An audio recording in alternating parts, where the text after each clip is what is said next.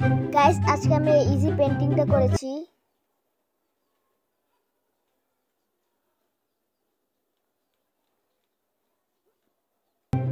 প্রথমে এই A4 সাইজের পেপারে 4টা লাইন ড্র করে নিয়েছি। তো এই পেইন্টিংটা অনেক ইজি হবে, ভিডিওটা শেষ পর্যন্ত দেখে বুঝে যাবে। তো আমরা এখন এটা 4টা লাইন ড্র করছি।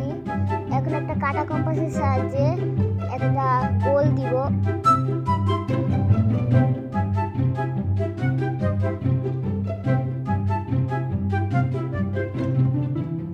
গোল দেওয়ার পর পেন্সিল দিয়ে এরকম মাঝখানে একটা লাইন ড্র করে নিব।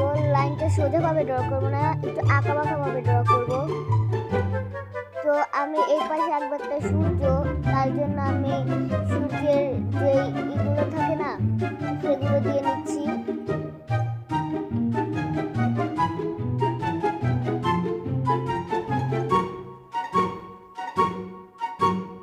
এই যে আমাদের সূর্য আঁকা শেষ।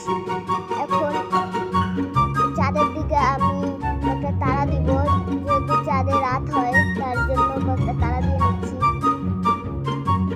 এখন চোখ আঁকার পালা। তো 2টা ব্লু দিলাম, ব্লু দিয়ে এই ব্লুটা আমার একটুখানি বাঁকা হয়েছে, তো আমি দুটো ডিফারেন্ট ব্লু রেখেছি। তো এখন চোখ দিয়ে দেব। চোখ এখানে সূর্যটা যে আছে আর 4টা ঘুমে আছে, এরকম একটা চোখ আঁকবো। চোখে একটা পাপড়ি দিয়ে নিব। এখন আমরা ঠোঁটটা এঁকে নেব। ঠোঁটটা আঁকার সময় এই লাইনটাকে পুছে নিতে হবে, আর এই লাইনটা দেওয়া যাবে না। আমরা ঠোঁটটা এঁকে নেব। এই যে আমাদের ঠোঁট আঁকানো শেষ। এখন এটাকে চলো রং করে আসি। তো সূর্যের এই ভিতরের আগুনগুলোতে, এই আগুন নাকি কি আমি জানি না, এগুলো দিব অরেঞ্জ কালার দিব, তারপরে সাইড দিয়ে ইয়েলো কালার দিব।